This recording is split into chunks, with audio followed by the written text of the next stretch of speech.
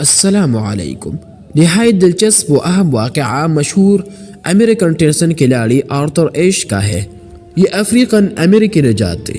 ان کو آپریشن کے دوران جو خون دیا گیا وہ کسی ایڈز کے مریض کا تھا، اور اس طرح آرتھر ایش اس ناقابل علاج بیماری کا شکار ہو گئی، اور 6 جنوری 1993 کو ان کا انتقال ہو گیا۔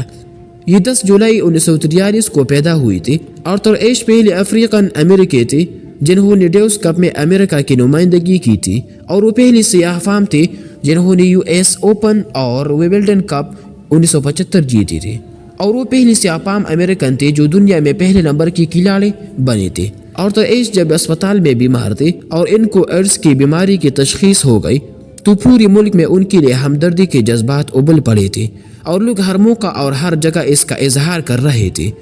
ان کو ہزاروں خطوط بھیجے گئے اور ہمدردی اور دعائیوں کا اظہار کیا گیا۔ ایک خط میں ان سے سوال کیا گیا، اللہ تعالی نے آپ کو ہی کیوں اس موذی بیماری کے لیے چنا؟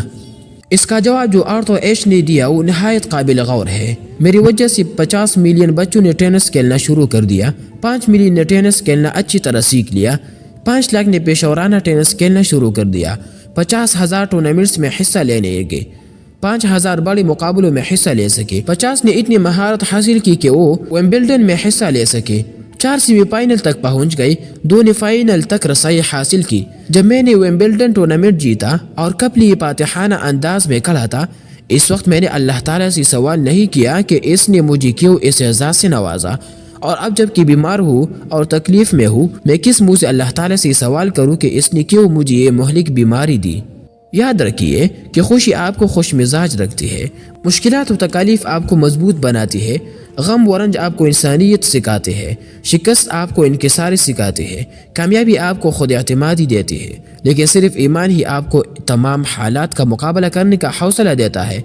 بعض اوقات آپ اپنی زندگی سے مطمئن نہیں ہوتے، مگر لاتعداد آپ کی زندگی کو حسد کی نگاہ سے دیکھتے ہیں اور اپنانا چاہتے ہیں۔ ایک بچہ دیہات میں کڑا الٹا جہاز دیکھتا ہے تو اس کی خواہش اڑنے کی ہوتی ہے، مگر جب ایک پائلٹ اپنے جہاز سے نیچے مکانات باغات دیکھتا ہے تو اسے اپنے گھر کی یاد ستانے لگتی ہے۔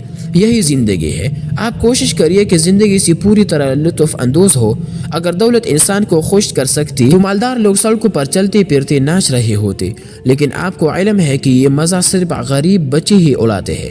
اگر قوت و دولت حفاظت دیتی تو تمام اہم اور با اختیار لوگ بغیر محافظوں کے کھلے عام پھرتے نظر آتے، لیکن حقیقت یہ ہے کہ عام سیدھے سادے انسان بہت پرسکون اور گہرے نیند سوتے ہیں۔